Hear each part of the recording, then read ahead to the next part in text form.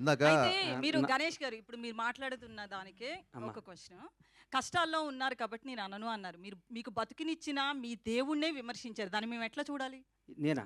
పవన్ కళ్యాణ్ గారిని ఏమన్నారు? నేను ఎక్కడో ఊహించుకున్నారు, ఇట్లా ఉండిపోయారు. రేవంత్ రెడ్డితో పోల్చారు, చాలా మందితో పోల్చి మాట్లాడారు. నెవర్. మీరు ఒకసారి వినండి అది బయట. నువ్వు చెప్పు తల్లి, ప్రాణం పోయినా నా డెడ్ బాడీ కూడా పవన్ కళ్యాణ్ విమర్శించి మర్చిపో. వదిలేయ్ అమ్మ బంగారం. కాదు, నీకు ఇందాక- తెలియదు.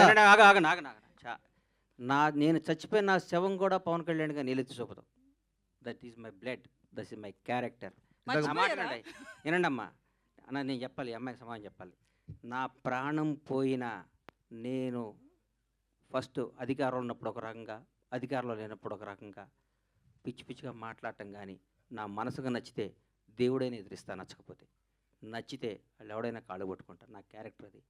చంద్రబాబు నాయుడు గారిని భారతదేశం మొత్తం ఆయన దగ్గరికి వెళ్ళాలంటే భయపడ్డ క్షణంలో, వణుకుతున్న క్షణంలో, వణుకుతున్నారు. ఆయనతో లబ్ధి పొందినాడు కూడా వణుకుతున్న క్షణంలో చంద్రబాబు గారికి మద్దతుగా నిలిచిన మొదటి సినిమా రంగం నుంచి మొదటి వ్యక్తిని నేను. అది నా క్యారెక్టర్. నేను తెలుగుదేశం పార్టీ కాదు, నేను పవన్ కళ్యాణ్ మనిషిని. నేను ఎప్పటి నుంచి 2004 నుంచి నేను కాంగ్రెస్ కార్యకర్తని. నాకు పవన్ కళ్యాణ్, నా తల్లిదండ్రుల తర్వాత నేను పవన్ కళ్యాణ్ ప్రేమించాలి. పవన్ నాది బతికే కాదు. ఆయన జనసేన పార్టీ పెట్టినా కానీ నా బ్లడ్లో కాంగ్రెస్ ఉంది. నేను పార్టీకి, నేను రాజకీయం ఉంటే కాంగ్రెస్లో ఉంటే లేదా రాజకీయాలు మానేస్తా. అంతేగాని పవన్ కళ్యాణ్ కంటే నా తల్లిదండ్రుల తర్వాత నేను పవన్ కళ్యాణ్ ఇష్టపడాలి. జనసేనలో తిరగాలి.